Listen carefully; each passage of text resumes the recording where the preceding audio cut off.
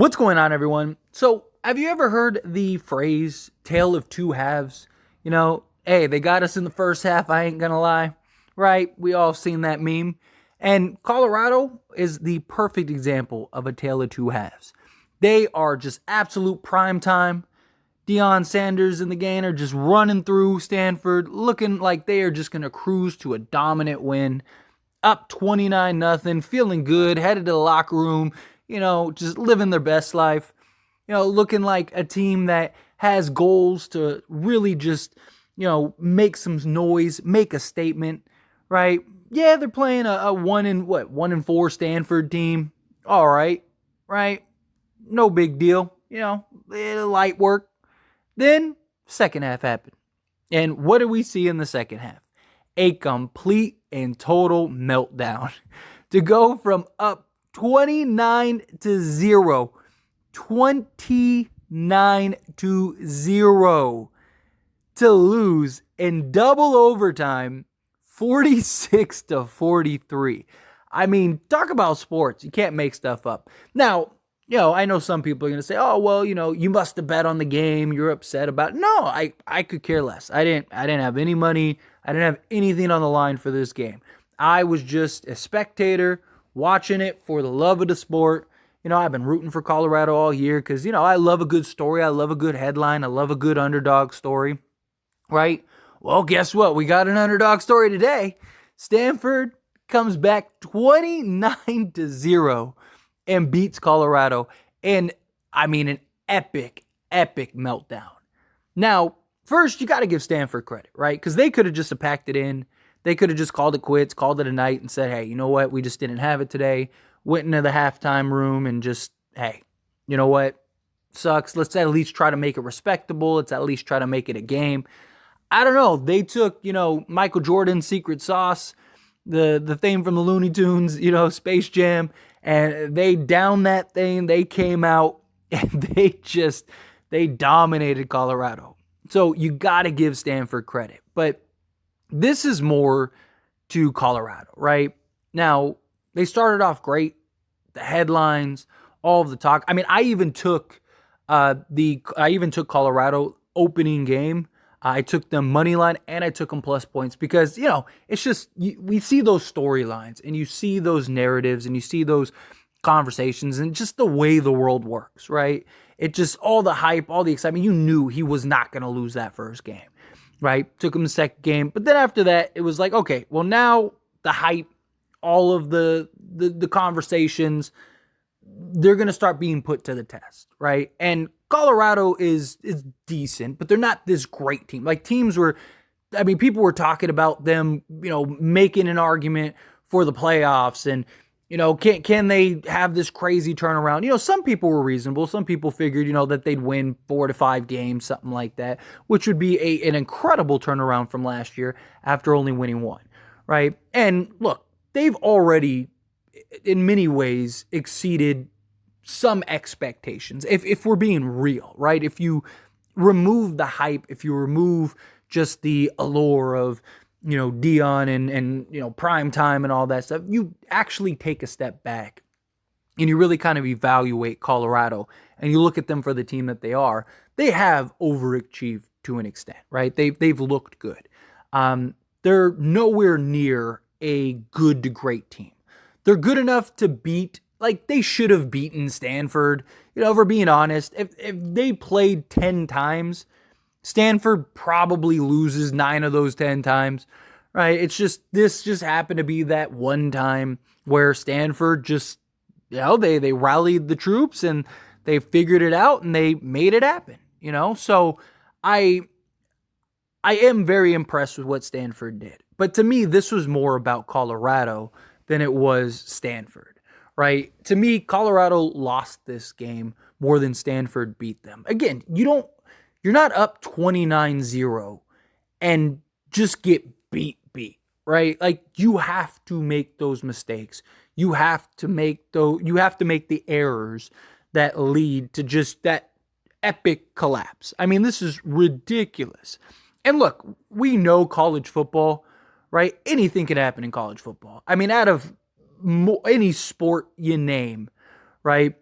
any of them. Like, college football is the most unexpected, just 1 minute it looks great, the next minute is a total dumpster fire, more than anything, more than the NFL, more than college basketball. College basketball has, some crazy just turnarounds and stuff, but college football, there's just something about college football where it is so unexpected. And that's what makes the game so fun. That's what makes it so exciting, right? 1 minute you think you got it figured out, the next minute, boom. Right, we've all remember the Michigan State game, where what was it, like 2 seconds left or whatever, they come back and win, right? Like, we've seen the lateral games like with Duke and stuff. We've seen all kinds of just craziness, like 80-yard Hail Marys, kickoff returns for the wins, block punt returns for the like you name it, we've seen it. That's what comes with college football. But it's amazing how quickly this died down. Right? Like, the rise and fall was extremely quick. And look, I know Dion, he likes to go out there and, he's positive vibes, and any type of criticism, he likes to talk about, hating and da-da-da-da-da, right? And don't get me wrong, there is definitely a level of just haters out there. There's definitely a level of just, people praying and hoping for their downfall. But there's also constructive criticism and accepting like what the reality is, right? I mean, obviously, as the head coach and out in public, you're not going to just throw your team under the bus. You're not going to, you're going to try to keep the kids safe as possible. You're going to, kind of deflect things to yourself. Like, you're going to kind of brush it off as a learning experience. That I get. But the problem is that you can't have and expect and relish in the glory, and talk about, we here and this is what you expect, and, have the talk. And then as soon as that coin flips, just be, it's all hate. It's all like, no, right? Like, you bought into the hype, you established and set up the hype in many ways yourself, right? You invited it. And then, of course, what is the alternative as soon as you don't keep up? Everyone's great when they're winning, but as soon as you start losing, and especially in this level of fashion, right? It wasn't like they played a Michigan team where, you're up 29-0 and it's like, okay, like Michigan coming back and beating them is not something that's far-fetched. Right? Or like a USC or whatever, right? One of these top elite teams. Like, if they had a 29-0 lead at halftime against one of these teams that are very likely going to make the playoffs or potentially win a national title or something like that, in Alabama, whatever, right? Then I don't think anybody would really, people would still be talking. People would still be, like, wow, what an epic meltdown. But it would be a little more manageable, right? It would be a little more justifiable, right? Like, that was a game that they weren't supposed to win anyway, right? Like, what do you expect, right? The fact that they were even up 29, and you can have the narrative change. You can have the narrative twist. You can kind of reel it back into your direction. But when it's something like Stanford that you should have went and just completely dominated start to finish, and you were dominating, at least the start, at least the first half. And then even throughout the comeback and the meltdown, you had several opportunities to kind of right the ship and try to, get things correct, right? Kind of get things back in order. And you just failed to do so, right? When that kind of thing happens, you have no way to fix that narrative. Right? You have no real way of kind of changing the picture, right? And that's the problem. Again, like, Colorado, even late, right? They were up 26-36. They scored a touchdown with 11:18 remaining, right? And then they even were up with 5:06 remaining, 36-33. Gave it up, kicked the field goal with 5 seconds left, 36-36. Now we head in OT. And here we are, right?